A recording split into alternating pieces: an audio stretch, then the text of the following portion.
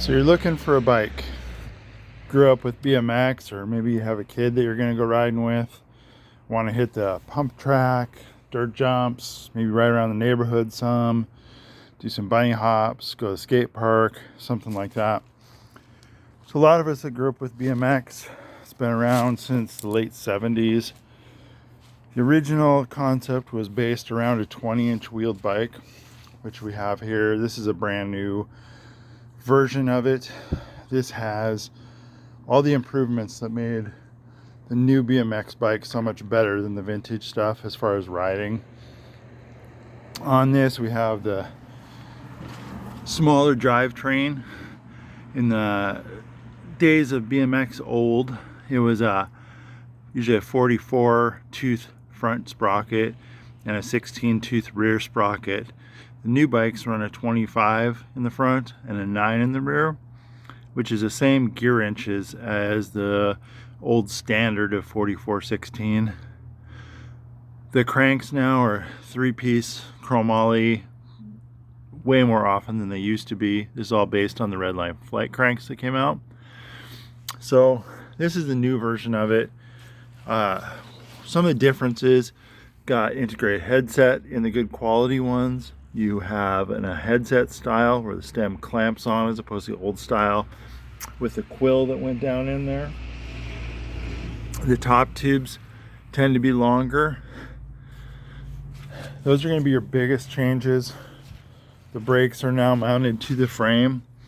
U-brake style, or on a BMX racing bike it'll be a V-brake style, but they mount to the frame. There's not just a center bolt like there used to be. These are way more stable. They flex a lot less.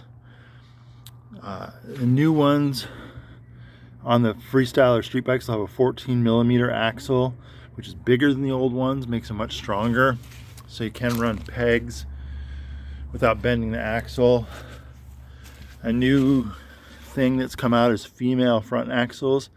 This actually threads into a large size axle in the middle. It's a much stronger setup, allows you to run pegs on the front without bending them when you're grinding. So that's basically what a new BMX bike looks like. The one on the right here is a BMX bike, but it's a 22-inch wheel. The difference being, obviously, the 22-inch wheel itself. You can see the difference.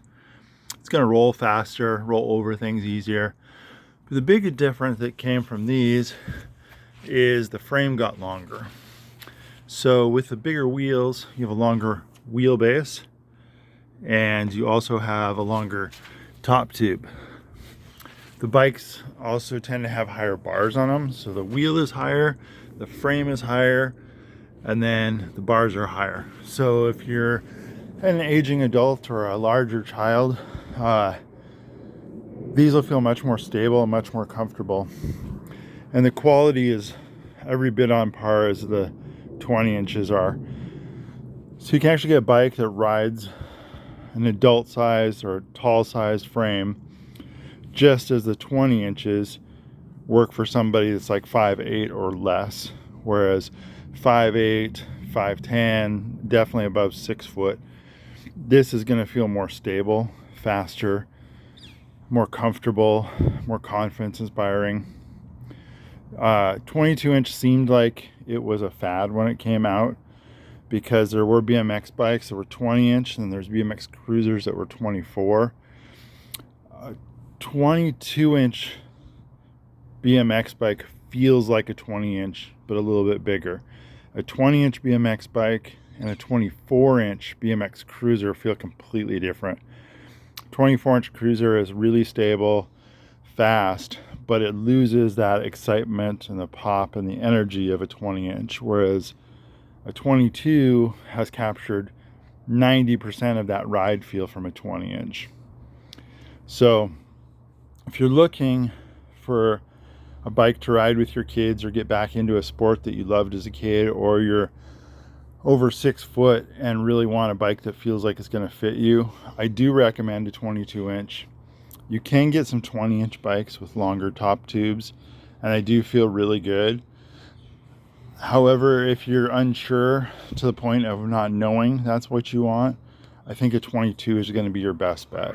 You'll be more comfortable, you'll be more confident, and I think you'll improve much quicker on a 22 inch than you would a 20 inch. Or it's going to be much more exciting than riding a 24 inch BMX Cruiser. So if you're looking at these two bikes side by side and you're over 5'8", 5'10" for sure, and you're not quite sure which one to get, I would definitely go with the 26 inch. As far as brands, just look for something that you can find good reviews on, that fits your price point.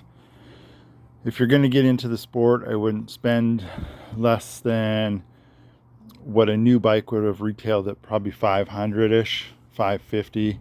You can find them cheaper used, but if you get a bike that retails new for 200, 250, and you get into the sport, you'll probably start breaking things, even if you don't ride super hard.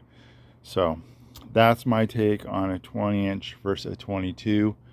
Hope that helps people make up some mental decisions on what's the best thing. But a 22 inch bike is definitely not a fad. It is definitely a 20 inch bike for a bigger person or somebody getting back into it at an older age.